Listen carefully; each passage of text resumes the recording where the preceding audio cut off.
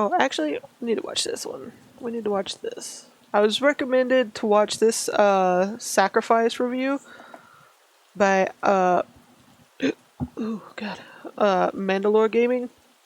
It's one of their older ones that I haven't watched. I was recommended this one. So we're gonna watch this one. I don't know if Mandalore has any newer ones. We might watch that. I don't know. But yeah, let's watch Sacrifice reviews. I heard it was pretty good.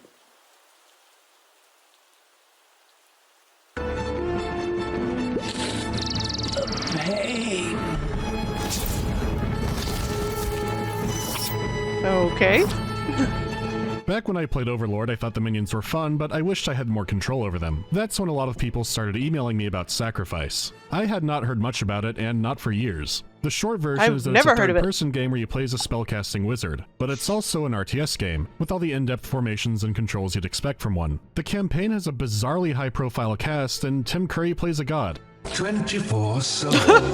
That should do nicely.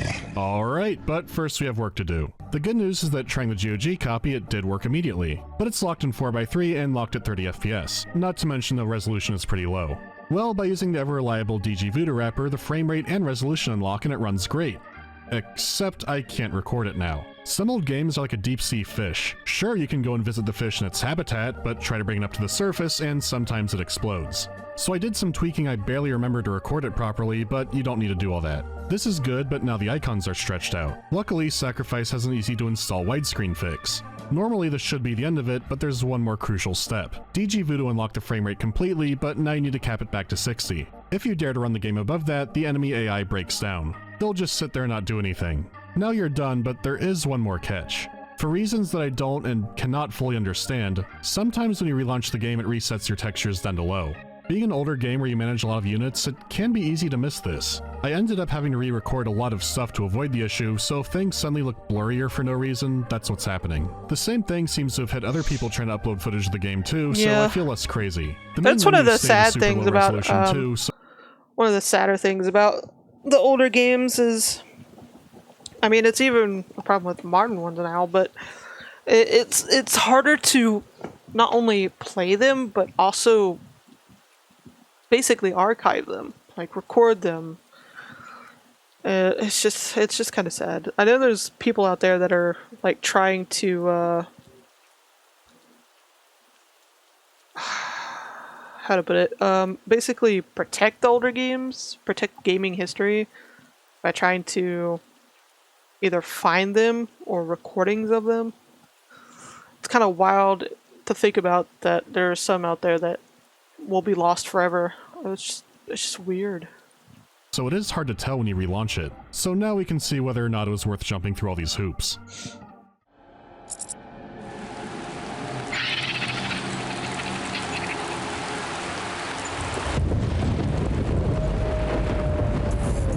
It has begun. We're too late again, Master. All dead. I begin to think the cause of this destruction cannot be other than myself. Master. My dark experiments come to a most wicked end. The intro reminds me a lot of Legacy of Kain. The atmosphere is dark and moody, and it looks like you might be playing the villain. I cut this down for time, but there are shots of just fields and fields of corpses. And my Kain meter keeps getting higher. It seems you are to be my salvation after all. I am no one's salvation. I am a pawn of doom itself. What? You speak in riddles, sir. I wonder if even my wisdom can decipher them. It can't. So you go off to visit the gods. Playing as the Wandering Wizard Eldred, your services are very in demand. From here the story can start diverging, so I'll save all that for later. Let's get into the game.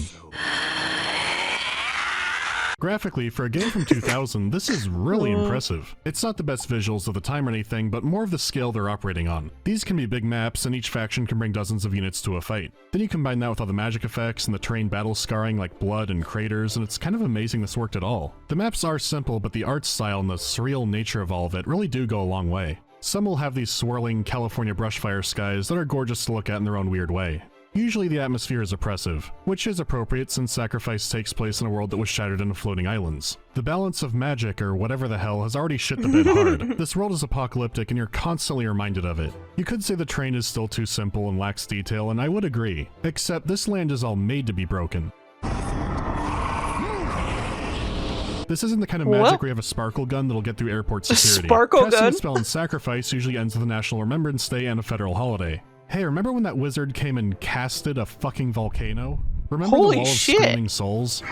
Oh my god. You're not casting magic, you're committing magic, and that's how I like it. The magic looks and acts perfectly devastating, and there are tons of spells to learn. Why can't we get this shit in this day? We just get magical guns. But twisted in dark ways with You a go bit of pew humor. pew with I don't your know fingers. enough about art for this, so I think it looks like a cross between H.R. Giger and a Courage the Cowardly Dog episode. All of the magic and units are aligned to a god in this pantheon, which again I'll come back to. But to pick one out, there's Persephone, the goddess of life and good and justice, so she has nature units like an Ent, or a mutant abomination begging for death. My life is yours. How about the troll? Don't be afraid of the troll, this is a force for good. Yeah, this is the face of life and justice. Every god's units are like this, and no matter what generic fantasy name it has, you'll have no clue what to expect. For example, a Yeti. You know what a Yeti is. Probably. A fairy moth-like creature appears for a little over 3 seconds. Well, in Sacrifice, this Tickle-Me Necromorph is a Yeti. No matter which god you worship, its servants are a legion of nightmares, which I do appreciate. The villains don't outstyle the forces of good. Everyone is equally unwell. Everything is so rich in color and style. Many years have passed, and it still remains incredibly unique. There's so much variety, and I kept wanting to see more of what was out there. As you might expect, there is a soundscape to complement this. The actual battle and interface effects are stock, but not always what you'd expect. Your creatures are under attack.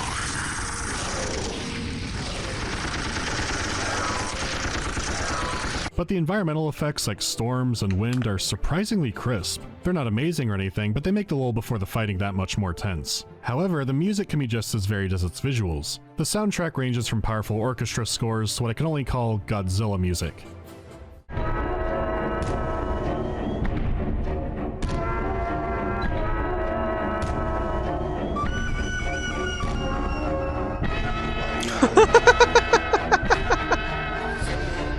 It does give off that vibe.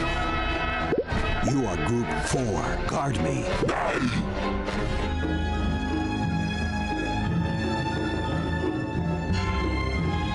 Hi, Ilmi. Welcome back, even if it is lurking.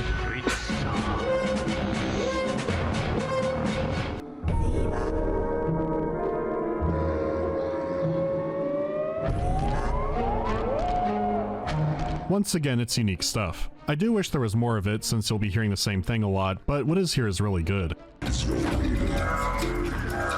Attack! No survivors. Of course, the voice acting especially deserves a mention. The cast for the campaign is huge and all the voice work is excellent, and it's paired up with compelling dialogue. Like, Sacrifice has loading screens I found more interesting than cutscenes in some other games. No pursuit was too perilous, no sacrifice too great, until, well, under the many heavens and in the many worlds, there are darker things than men may dream of. I wasn't prepared for that with promotional images like this. I am Charno, god of strife, god of slaughter, You gotta love it. god of death. Where there is pain, I am there. Where there is suffering, I flourish.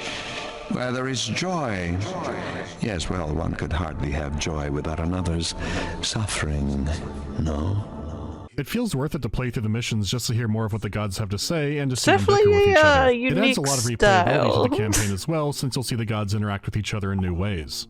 As for the units, I'm not kidding when I say I think the lines might have been assigned at random. They are so bizarre. Move! I! Move! Aha! La la la la la! Awakens me. I live. I'm the fastest. Executing orders! Some voices are fitting and others are flat out a joke. The more I played and the more insane designs I saw, the more I realized that that was a very good call. Each unit has layers of unexpected chaos. So presentation-wise, I've never played anything quite like it. It should come as no surprise that the gameplay itself is also incredibly interesting. As far as a strategy game goes, you don't have too many resources to manage. To start with the playable wizard, you have your health and your mana, along with a pile of souls. Your life bar is straightforward, you can heal yourself up with spells, and there's not much to talk about. Mana is where things become more complicated. It's used to cast spells and summon creatures, and it regens on its own, kind of. There's a magic supply chain. The maps have fountains of grade A Colombian magic. To tap into one, you need to build a manolith on top of it. This gives you a steady stream of the JK rolling juice and denies it to your enemy, but the magic must then be transferred to you through creatures called mana whores. The first type of What'd creature you we call will me? need is a mana whore. The more of these little pots of What'd greed you you call have me? near you, the faster your mana regens. They're weak and completely defenseless, so if they die out in a fight, you don't have any more magic coming in. So having lots of magic homes and a magic harem keeps your big blue bar beefy. However, the little guys aren't free and each costs a single soul. Souls are your money and there's no way to infinitely tap into them. When your own troops die, they leave blue souls behind that you can pick up. It's as simple as just running over them. Red enemy souls are a different problem, as they must first be cleansed of sin. To do this, you summon a special sack doctor onto the enemy soul. They come out of a portal, run up with their big syringe, and then begin the soul extraction process. When it's extracted, they'll be carried off to your altar, which is basically your headquarters. From here, the souls are properly purified and then can be welcomed as part of the Chosen. This is a battle of attrition. There are only so many souls in a fight. You have enemy forces and some neutral villagers. The more powerful units cost more souls to summon, but represent a new liability. Your hard-earned spirits could get yoinked from you. So when you get in a fight, you're also trying to collect the enemy's dead and preserve your own. You could escort your sack doctors all the way back to your altar, but that can be a long way. There is an option that instead of building a manolith, you can build a shrine. Now you have a forward operating base for the holy rituals. You can also make an enemy soul good if you just kill them hard enough. Nothing makes you repent like being atomized. The system keeps the game very action-oriented. You're never worrying about workers or really your economy in general. Fighting, killing, and gathering resources are all basically the same thing. If you die or kill an enemy wizard, you will respawn after a while, but you'll lose all the souls you were carrying. As the game goes on and more corpses are controlled, someone will get the upper hand. It does a good job of keeping things simple, since the shrine and manolith are the only buildings you can make. You can't build turrets on them, but you can leash a creature to one. You can fortify a point or go on a risky offensive against one, but again, souls are the investment. The focus is kept on the action, and the strategy layer is never overwhelming. With an interactive minimap you can issue commands on and a teleport spell to your structures, you'll be fine. To wipe the enemy out completely, you'll need to go to their altar, sacrifice a unit, and then kill their wizard. If the ritual is not interrupted and the caster dies, it's game over. Their altar then begins to Gmod collision glitch into the sky and you win. With that done, that brings us to the combat focus. How do you control a game like this? It is awkward at first, but once you learn your way around it, it is really intuitive. There's even a hotkey to assign a hotkey to whatever your mouse is over. It makes it easy to change things around on the fly. The keyboard is mainly used for grouping units and using abilities like any other RTS game, but you still have your cursor to interact with icons and units on the screen directly. For unit formations, you can hold right-click and expand out into different menus and icons. This is known as the mouse gesture control system. It was highly praised as revolutionary and innovative when Black and White 1 did it a year later. Oh my god, that game. 20 years. I've had this song stuck in my head for 20 years. So, it makes controlling everything no problem. At least when you're organizing your army, because when the fighting starts, things get chaotic. You want to manage your units to make sure they're in position to fight weaker counterparts, but you're also managing yourself and your own spells, and you're casting support stuff on your people and on yourself because you don't want to die. And all the while you're keeping an eye out for souls and the enemy wizard, and there's a lot going on in every battle. Your troops are smart enough to where they'll move and hunt down targets on their own, but they'll always be more effective with you controlling them. There's a lot to manage at once, and sometimes magic or monsters will take a higher priority. But there are players out there that are insanely good at microing this game, and I'd like to see those matches. Sure, you have active spells, but some of your units do too.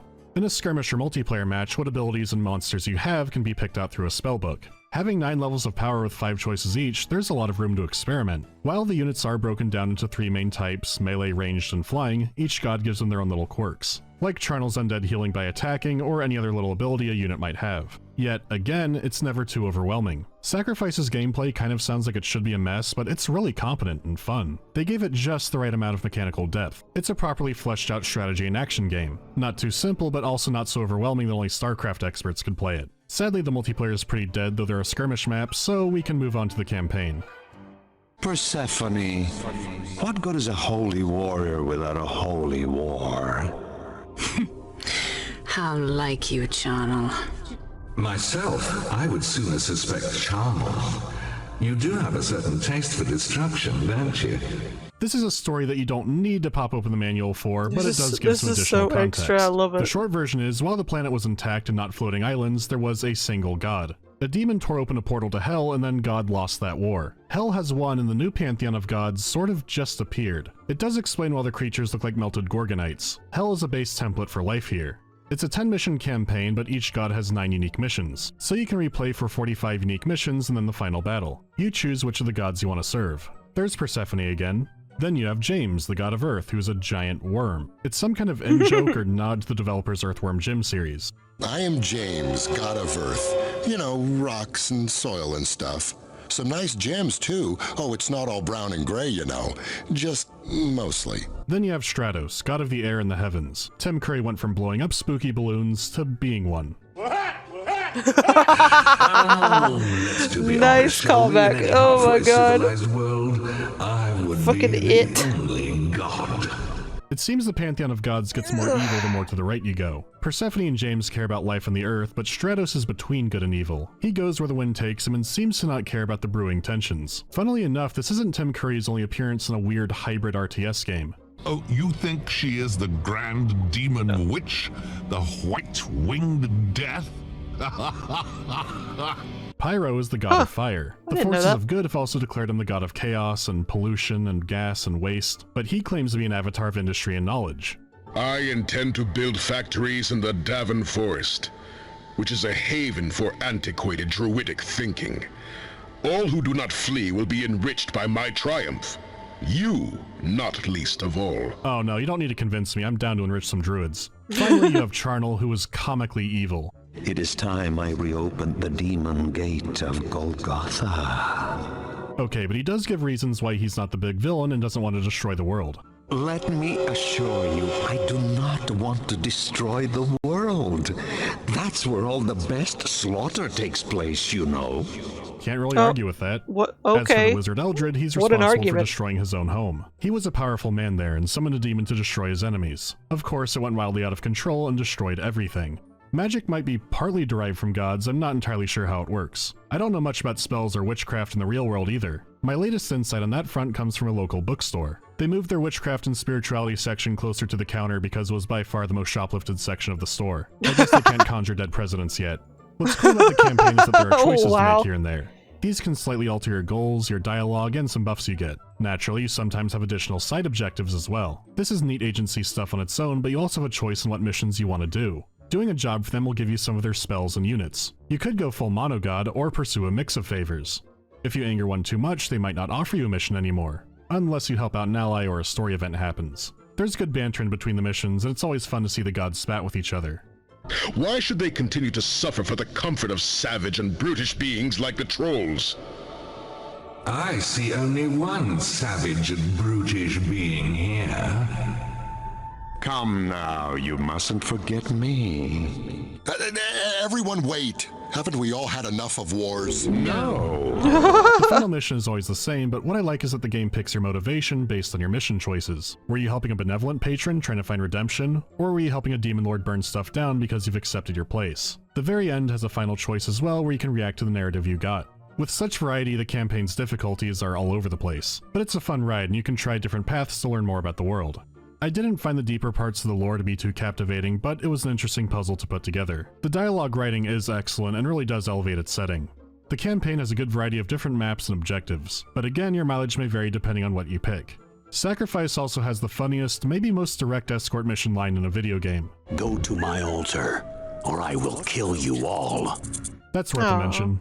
This is an incredibly nice. unique game. It has elements of all kinds of games that would come later. There are multiplayer modes that have like the primordial soup of MOBAs in it. Sacrifice is like a game from a different timeline.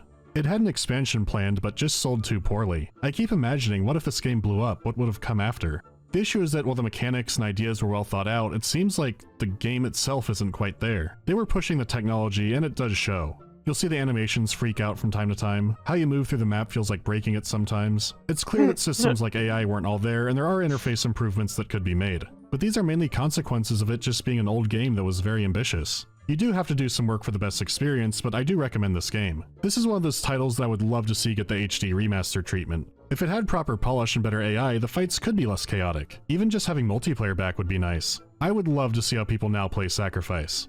That's all for now. Until next time. All of your manor whores have been slaughtered. Fucking Manowars. Yeah, that would be one of those old games that would definitely. Sorry, this one was later. Recording it was a bit of an ordeal. Definitely be a cool remake version. Things changed. It would be more likely if there was an HD edition or an expansion or something like that. Elite Odyssey is a good candidate. EVE Online, I really don't want to go back to. Because all the trouble just to get it to the original version to work. Yeah, it does kind of look that way. Like this one would be one of those that would definitely need a remake. They're giving everybody a bear. I'll have more or just like at least an upgrade. Video. Have you checked out Cruelty Squad? Yes, Cruelty Squad is the logical conclusion of video games. Command & Conquer 4 or Thief 4. I don't know if that means what I'd rather play or do a video on, but the answer for both is Thief 4. I mean, if I did, a Thief 4 video would be a longer one, because there is a lot to say on it, even though it is a fairly shorter game. The bad decisions that were made are at least kind of interesting in how you could look at it and how games were going back then. With Command & Conquer 4, it's just... oh my god, it's a disaster. I never want to play it again. Yes, would you stop that? I'm really not in the mood. Alright. Yeah, dude, Sacrifice is one of those older games where I could definitely understand why people would want, like, a remake or at least, like, some type of HD upgrade, whatever. Because it's one of those older games that it just has a certain style. Let's put it that way. Yeah, that was a good video. Yeah. I would definitely want to check this game out.